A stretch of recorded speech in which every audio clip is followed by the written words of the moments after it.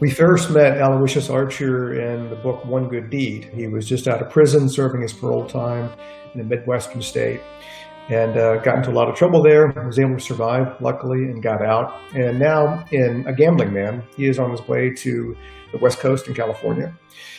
He takes a bus and he gets there through Reno. And in Reno, he meets a woman named Liberty Callahan, who is a dance hall singer.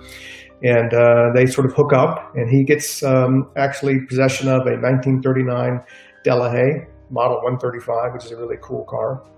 And they drive together out to California, to Baytown, which is a place where Aloysius Archer's lined up a job, hopefully, as a private investigator with a guy named Willie Dash, who's sort of legendary investigator out there.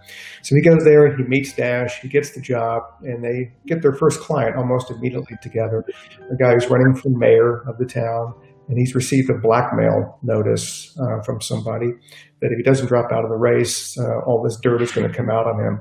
So that's Archer's first assignment as a PI, and he works together with Willie Dash. And I always wanted to get Archer out to California because post-World War II, California was a great place for really bad things to happen. And so that's my sweet spot.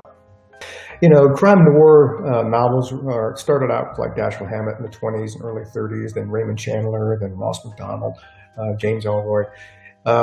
And all of them sort of matriculated to California, West Coast, Los Angeles, San Francisco, because those places were booming post-World War II in particular. A lot of people in the country wanted to change. They've been fighting this World War for 4 or 5 years. They were done. A lot of them moved. They, pulled up their roots and went west looking for a better life. And also you had just this enormous amount of power and money and also notoriety because it was Los Angeles, in California. It was Tinseltown, it were the movies. And there's lots of, when you have star power like that and lots of money, you're going to have graft and corruption and criminal element all along with it. And those things make for great noir. Just because they put people into an atmosphere that's sort of full of this glam and all this power and notoriety and stars. But there's this dark, seamy underbelly that the best crime noir really exploits to the fullest. And people can see, what they see in the newspapers and the magazines about these perfect lives that people led back then. But underneath of it, it was just this great stuff, this criminal element that a mystery writer could really exploit at fullest advantage.